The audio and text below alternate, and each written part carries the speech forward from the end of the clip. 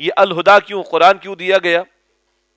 بس پڑھ لو پڑھا لو، تلاوت کر لی بس تقاضے پورے ہو گئے، ترجمہ پڑھ لیے تقاضے پورے ہو گئے، قرآن کے کورسز کر لیے تقاضے پورے ہو گئے، سند لے لی ہم نے قرآن کے کورس کی، تقاضے پورے ہو گئے، چھاپ دی ہم نے قرآن حکیم کو، تقاضے پورے ہو گئے، 8-10 سال ہم نے قرآن کا مطالعہ کر لیا، اس کے بعد فارغ؟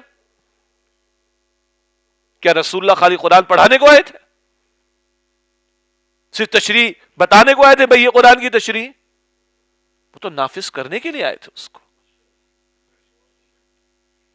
اور کیا کہہ رہے قرآن حکیم سورہ مائدہ میں؟ اللہ کے 3 فتاوا، اللہ کہہ رہے جو اللہ کے نازل کردہ کلام کے مطابق فیصلے نہیں کرتے وہی کافر ہے، وہی ظالم، وہی فاسق ہے۔ اس 5.5-6 فٹ کے وجود پر میرا اختیار، اللہ کا تقاضا میرے سامنے آ رہا ہے، میں عمل نہیں کر رہا، یہ فتوے میرے لیے، میرے گھر پر میرے اختیار ہے، گھر سے متعلق کچھ احکامات ہیں، میں عمل درآمد کر اور کرا سکتا ہوں، نہیں کرتا یہ میرے لیے۔ اور 22 کروڑ میں جن لوگوں کو حکمرانی ہے حاصل، ان کے پاس قوت نافذہ ہے، ان کے پاس اختیار ہے کہ وہ قصاص میں قاتل کو بھی قتل کریں، چور کی سزا، ڈاکو کی سزا نافذ کرے، زکوٰۃ کی وصولی کا معاملہ، عشر کی وصولی کا معاملہ، اگر وہ نہیں کرتے تو یہ فتاوا ان کے لیے۔ پھر ہم نے کیا سمجھ رکھا ہے؟ قرآن بس چھپوا کر مسجدوں میں رکھوا دو ثواب کے لیے، بس کافی ہے، تقسیم کروا دو لوگوں کے اندر، کافی ہے کیا؟ قرآن کا ختم ہوا، مٹھائی تقسیم ہو گئی، بس چھٹی؟ نہیں، اللہ کہتے اس نے اپنے رسول کو اس لیے بھیجا ہے۔ قرآن کیوں دیا؟ اور وہ دین الحق، دین حق، دین اسلام کاہے کو دیا؟ بس یہ کہ جمعے کی 2 رکعت پڑھ لی ہمارا دین مکمل ہو گیا، 5 وقت نماز ادا کرنے کے بعد ہمارا دین مکمل ہو گیا؟ ہماری مارکیٹ میں دین نظر آ رہا ہے؟ ہماری معیشت میں دین نظر آ رہا ہے؟ ہماری سیاست میں دین نظر آ رہا ہے؟ ہماری عدالتوں میں دین نظر آ رہا ہے؟ ہماری پارلیمنٹ میں دین نظر آ رہا ہے؟ الا ماشاء اللہ، عظیم جگہ، اکثر مرتبہ کہیں نہیں۔ تو کیا دین پڑھنے پڑھانے کے لیے فقط دے دیا اللہ نے، کتابوں میں چھاپنے کے لیے دے دیا بس؟ دارالفتاح فتاوا تو دے رہے ہیں، دبئی جانا ہوا وہاں بھی فتوے چھپے ہوئے رکھے ہوئے ہیں، بھائی شراب اسلام میں حرام ہے، اور محکمہ اوقاف گورنمنٹ آف دبئی اس نے چھپوا کے رکھوائے ہیں مسجدوں کے اندر۔ تو تمہاری ڈیوٹی شاپ پہ کیا ہو رہا ہے؟ تو یہ فتوے چھاپنے کے لیے فقط کیا؟ یہی ہمارے بھی، آپ علماء سے جا کے فتوا لے، فتوا تو وہ دے دیں گے، لکھا ہوا دیں گے نا۔ آپ پوچھیں بھائی چور کی سزا کیا ہے، وہ فتوا آپ کو دے دیں گے نا، بھائی چور کی یہ سزا ہے۔ تو کیا چوری نہیں ہو رہی ہمارے ملک میں؟ ہو رہی، سزائیں نافذ ہیں کیا؟ اسی وجہ سے ہو رہی۔ تو کیا یہ قرآن، یہ دین پڑھنے پڑھانے کے لیے بس، چھاپ دینے کے لیے، علم حاصل کر لیا اس کے بعد مطمئن ہو کر بیٹھ جانے کے لیے؟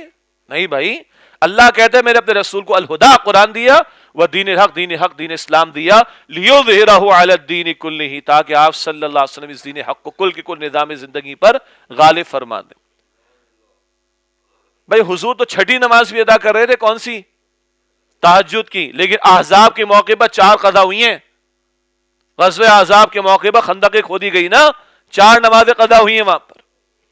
حضور نے طائف میں اپنا خون دیا، حضور نے احد کے میدان میں اپنا خون دیا، حضور نے روتی آنکھوں سے بیت اللہ کو الوداع کہا، حضور نے اپنے 259 صحابہ کی جانیں اللہ کی راہ میں پیش کی۔ یہ کاہے کا کام ہو رہا تھا 23 برس؟ کیا مکے میں صرف نمازیں پڑھتے تو مسئلہ ہوتا؟ پڑھ لیتے؟ کاہے کو ہجرت کی اللہ کے رسول علیہ السلام؟ کاہے کو تلوار اٹھائی؟ کاہے کو باتیں سے ٹکرایا اپنی جماعت کو؟ کاہے کو اپنے صحابہ کی لاشیں اٹھائے؟ کیا اس سب کو آج امت فراموش کیے بیٹھے رہے گی کیا؟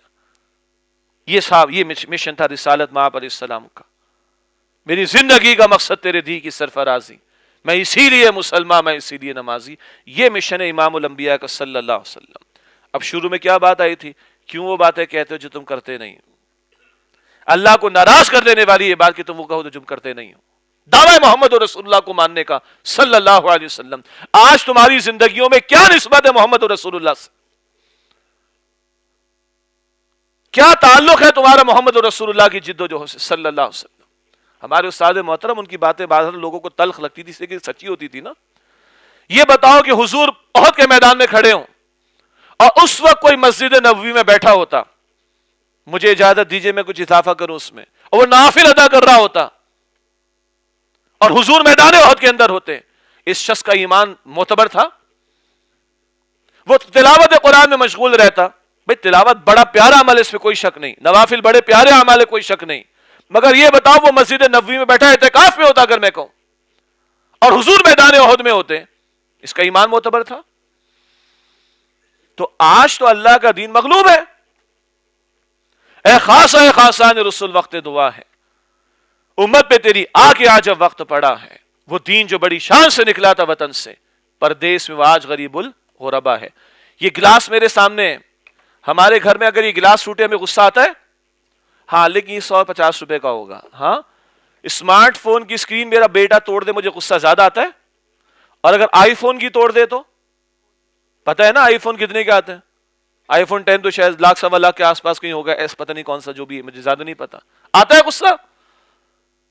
اللہ کی شریعت پامال ہے، ہمیں غصہ آ رہا ہے؟ اللہ کے احکامات ٹوٹ رہے ہیں، ہمیں غصہ آ رہا ہے؟ میں آرام سے پیٹ بھر کے کھاتا ہوں اور آرام سے سو بھی جاتا ہوں. کھائیے پیجیے سوئیے، کوئی مسئلہ نہیں.